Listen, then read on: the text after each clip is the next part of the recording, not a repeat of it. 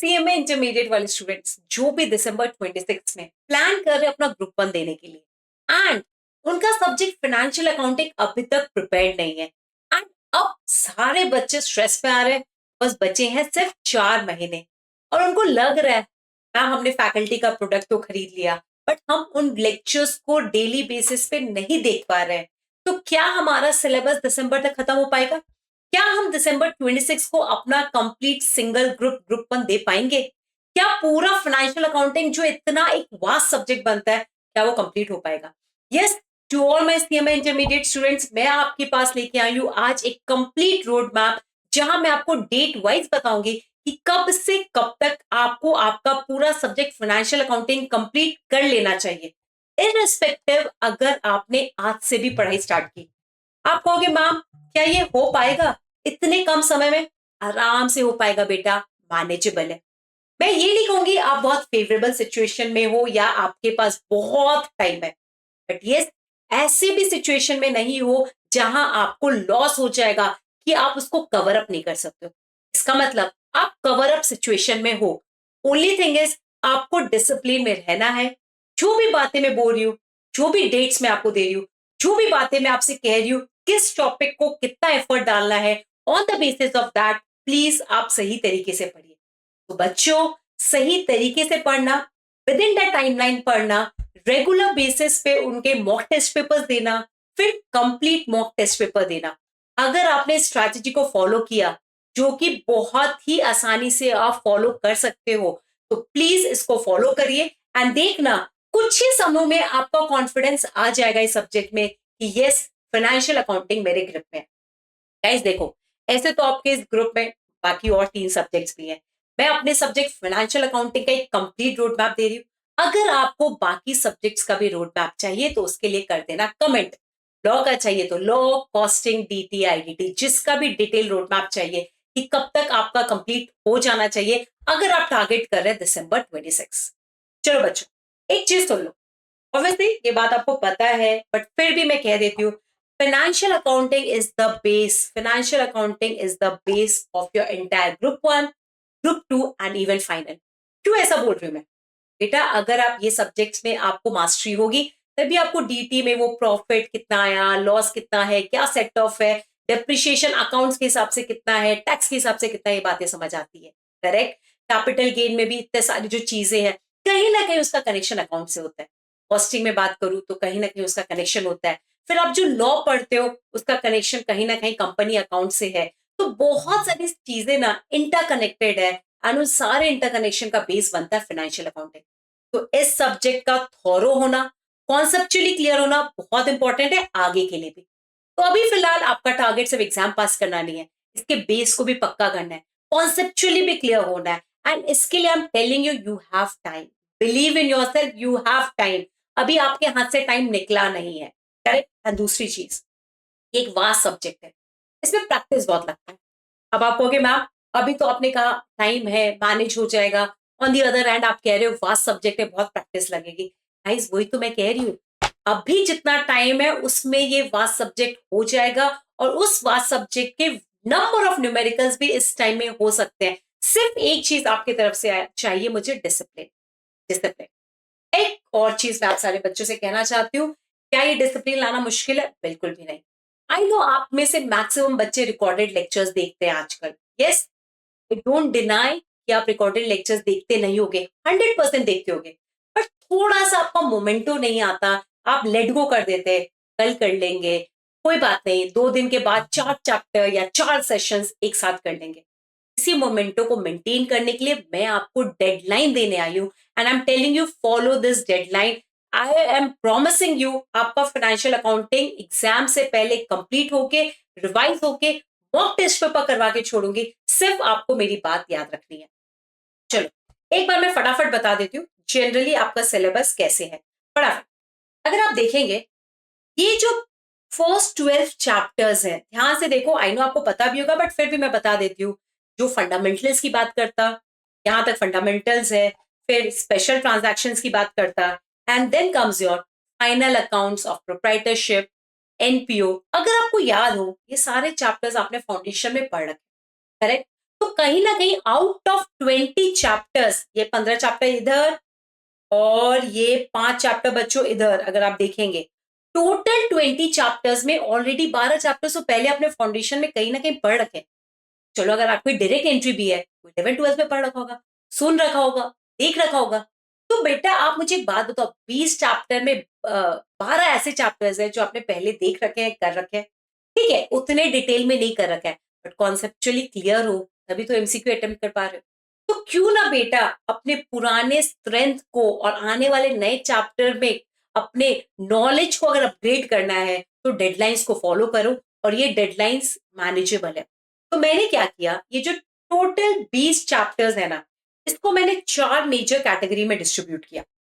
4 major category में, पहला category में मैंने सारे फंडामेंटल्स डाले, journal, ledger, trial balance, cash book, bank reconciliation statement, depreciation, rectification and special transaction की अगर मैं बात करूं, consignment, bills of exchange, joint venture. कोशिश करो एंड ऑफ अगस्त तक, अभी के अगस्त के एंड तक इन सारे चैप्टर्स को कंप्लीट कर लो। हो जाएगा, 100% हो जाएगा। इसका एक सिंपल तरीका है, आप अपने रिकॉर्डेड लेक्चर्स दिन में एक ना देख के दो दो या तीन तीन देखो।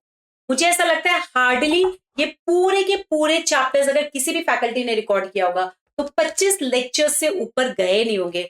और आज है 12 तारीख, 18 दिन, इफेक्टिवली अगर आप देखो तो मैं हार्डली एक कंप्लीट लेक्चर और दूसरा आधा लेक्चर देखने को बोल रही हूँ।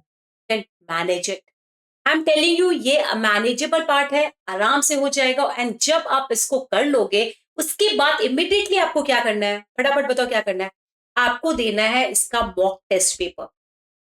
अब आप बोलोगे मैम ये मॉक टेस्ट पेपर कहां से मिलेगा? बच्चों आप किधर से भी पढ़ रहे हो, कहीं से भी पढ़ रहे हो, वी हैव नो प्रॉब्लम, आप सिर्फ कमेंट कर देना टेस्ट। मैं आपको हमेशा चैप्टर वाइज भी टेस्ट पेपर प्रोवाइड कर सकती हूँ। उसके अलावा पूरा ये एक कंबाइंड जो मैंने एक ग्रुप बनाया है, इसका एक कंबाइंड टेस्ट पेपर भी दे सकती हूँ, जिसको आप जैसे ही अटेम्प्ट करोगे, पढ़ के हो चुका, उसी समय आप रिवाइज भी कर लोगे, उसी समय आपने उसका कंप्लीट टेस्ट दे दिया। तो इससे क्या फायदा होता है, पढ़ते वक्त ही आप ऐसे पढ़ रहे हो, ये दिमाग में आपको है स्ट्रेस की टेस्ट देना है, तो पढ़ते वक्त आप सिंसियरली पढ़ रहे हो, बहुत ध्यान लगा के पढ़ रहे हो, एंड टेस्ट होने के कारण आप 100% उसको टाइम से पहले रिवाइज करोगे, रिविजन करोगे, रिकॉल करोगे। पढ़ के अगर रिविजन का तड़का लग जाए, रिकॉल हो जाए, I am telling you, you are at the best situation. And ये सारी चीजें अगर आपने इस पर्टिकुलर टॉपिक्स में कर लिया तो ऑलमोस्ट आपके 8 से 9 टॉपिक्स कवर हो जाते हैं and you are into a very comfortable zone. Correct. उसके बाद मैंने डाला है कंप्लीट सारे फाइनल अकाउंट, चाहे वो पार्टनरशिप की बात करूं, एनपीओ की बात करूं, सिंगल एंट्री की बात करूं, या मैं बात करूं सोल प्रोप्राइटरशिप की फाइनल अकाउंट।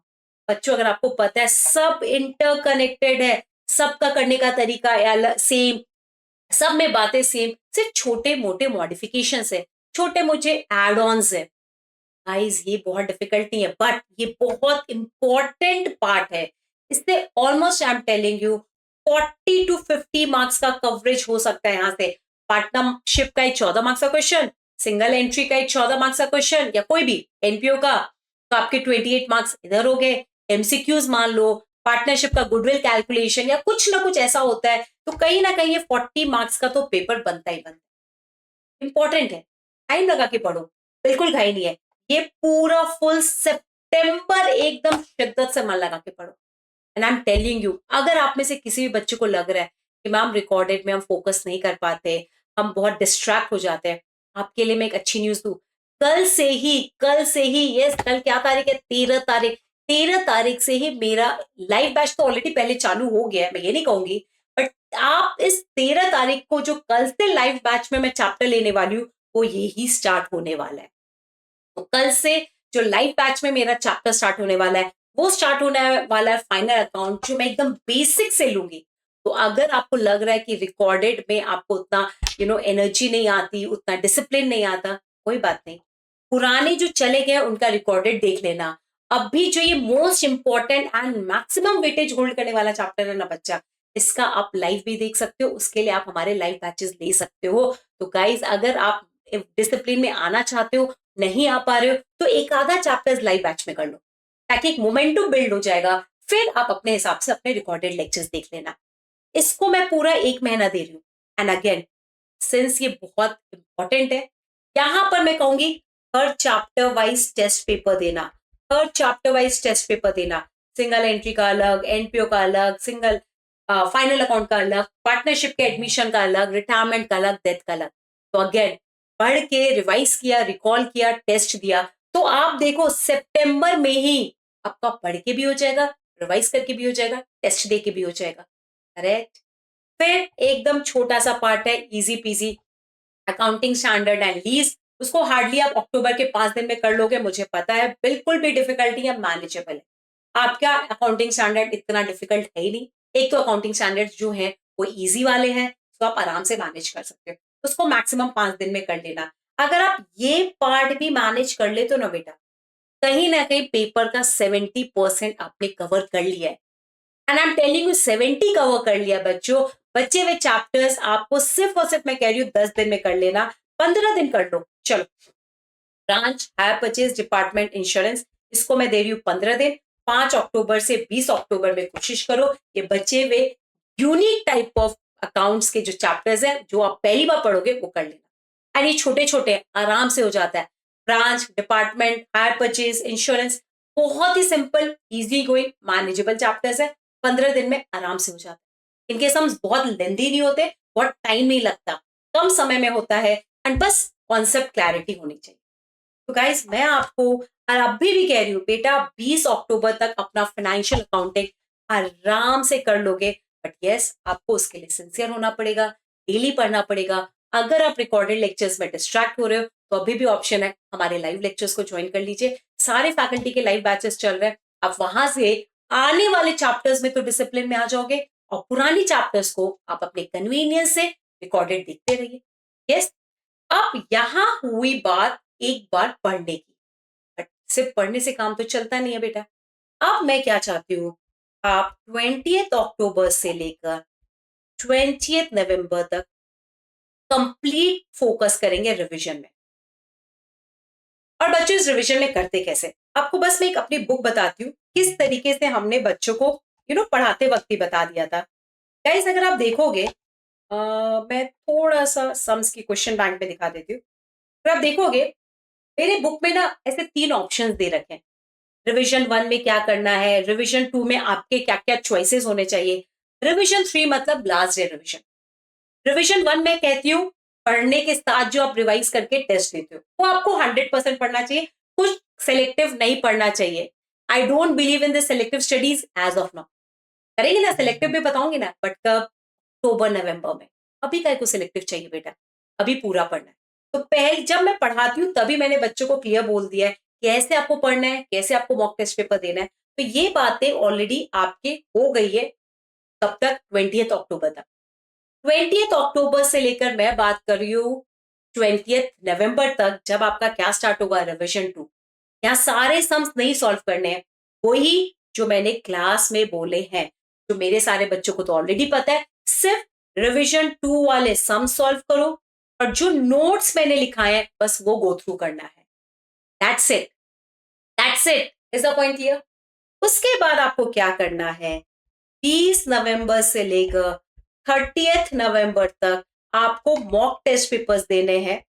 यस, हर सब्जेक्ट के देने हैं डेफिनेटली। कितने, दो दो, भी दो, एटलीस्ट दो। फाइनेंशियल अकाउंटिंग का 2 मॉक टेस्ट पेपर, कॉस्टिंग का 2, लॉ का 2, मतलब टू टू पेपर्स।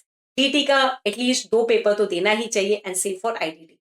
इस तरीके से क्या होगा, आप इस 10 दिन में जब मॉक टेस्ट पेपर्स दोगे तो आपको पता चलेगा टाइम कैसे मैनेज करते हैं, स्पीड कैसे मेंटेन करनी है, कौन से सम्स ऑप्ट करने हैं, कौन से सम्स नहीं ऑप्ट करने हैं, एमसीक्यू में कितना ध्यान देना है, और एमसीक्यू को किस तरीके से शॉर्टकट में सॉल्व करना है ताकि कम टाइम में आपका फटाफट एमसीक्यू हो जाए। और ये सारी बातें आप कब सीखते हैं, मॉक टेस्ट पेपर देके। मॉक टेस्ट पेपर देने के बाद जो ना मैंने 30 नवंबर को आपको कहा कंप्लीट कर लो, फिर आ जाएगा 1 दिसंबर से लेकर 9 या 10 दिसंबर, जो भी आपके एग्जाम्स की डेट आएंगी। इस दिन आपको फिर अब क्या करना है, इन समय पे आपको सिर्फ रिविजन 3 लास्ट डे रिवीजन के जो एकदम चुनिंदे क्वेश्चन है, सिलेक्टिव क्वेश्चन है, उसको देखना है। करेक्ट। रिविजन 3 के साम्स, जो नोट्स जो एकदम एकदम भयंकर इंपॉर्टेंट है, जो मैंने कहा है मेरी क्लास में, right it, very very important, उसको देखना है। एंड इस टेस्ट के दौरान जो भी मिस्टेक्स आपसे हुए हैं उसको रिविजिट करके देखना है कि आप किधर किधर गलत गए हैं, एंड उन सारी चीजों को कैसे सुधारना है, उन सारी चीजों में आप क्या सिले मिस्टेक कर रहे थे, उसको आइडेंटिफाई करके उसको करेक्ट कैसे करना है। बस यही आपका फोकस एरिया होना चाहिए एग्जाम से पहले। मुझे एक बात बताओ, सब कुछ तो मैनेज हो गया, पढ़ के भी हो गया, 100% पढ़ के भी हुआ, रिविजन भी कर लिया हमने, रिविजन 3 भी कर लिया, मॉक टेस्ट पेपर्स भी दे दिए, चैप्टर वाइज पूरा एक कॉन्क्रीट वाइज हमने एक टेस्ट भी दे दिया। इसके अलावा और क्या बचता है बेटा? सब तो कर लिया।